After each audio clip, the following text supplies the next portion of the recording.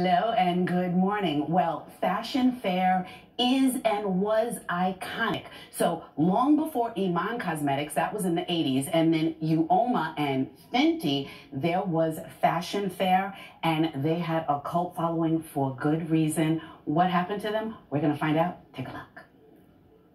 Fashion Fair changed the way I looked at beauty, making it feel like there was a space for us. For decades, Fashion Fair was the makeup for women of color.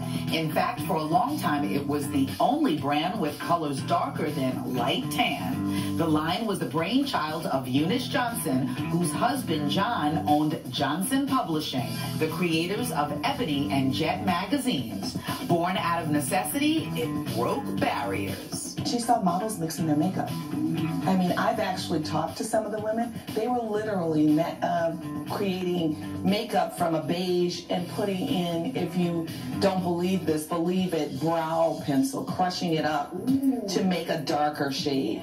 And so she saw this and she thought, this is an idea. Perhaps we need to create some shades ourselves. I told Mrs. Johnson, I said, you could be the black Estee Lauder. Well, she loved that. I saved all my money and I went right to the Fashion Fair counter.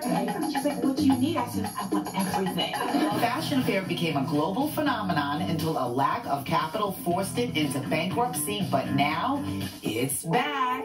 If this brand relaunch doesn't succeed, other little girls might not see the Eunice Johnson story. Girls might not see people that look like them, models that look like them, shades that work for them and their skin tones. Desiree Rogers is one of Fashion Fair's new owners. So it was important for us to honor the history, but also to ensure that we were creating a viable brand in terms of all the new ingredients. Now the entire line is vegan. Sam Fine is Fashion Fair's makeup global ambassador. With the development of 16 Fashion Fair Skin Flex Sticks with names like Honeychild and Fine Chestnut, these creamy, buildable formulas come in shades made for richly melanated skin tones. In his tutorials, he highlights products and gives tips on applying them. A lot of people ask, what's your favorite way to apply foundation? I enjoy using a foundation brush, fingers, or sponge. As a makeup artist, you're always looking for the perfect foundation. You're looking for a good cream to powder, which to me is a liquid alternative. You get a foundation that dries down to a beautiful powdery finish, and you may not even need powder. So that's at the lightest spectrum of coverage. Being able to build with a stick foundation, complementing that with pressed powder and loose powder, you can get it all here. I absolutely love the primer. I think it gives a nice finish to the skin regardless of what you're going to do thereafter. And our lipsticks are incredible. We were pretty smart, I think. We picked the real big sellers that people loved back in the 70s, 80s, 90s, 2000. You know, Great Red, a Great Plum, two Great Plums actually. Chocolate Raspberry, which is like the all-time favorite. It is like a magenta with a little sparkle, right? A little shimmer. So what celebrities love the new Fashion Fair? I just love Queen Latifah, you know, Eva Marseille from Housewives, love the brand. Our favorite, Kiki Lane. The new Fashion Fair, sold in Sephora, is catching on with a new generation. And this is what this color looks like.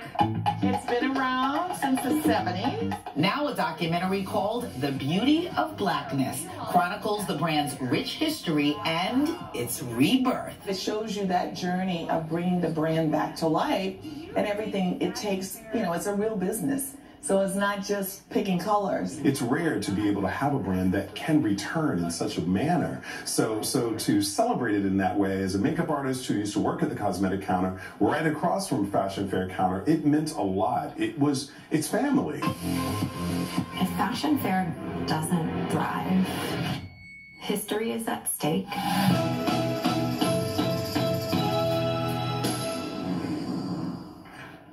Well, Rosanna, Fashion Fair is back, and a lot of people are excited about it. Now, let me say that I didn't mention the woman who co-owns Fashion Fair. Her name is Cheryl Mayberry McKissick, and that film, The Beauty of Blackness, is up for an award at the Tribeca Film Festival. Oh, nice. It is a fabulous, fabulous film, and I have something here that I am going to give you. It is the one new thing that I have tried. They call it a primer and a serum. It is both.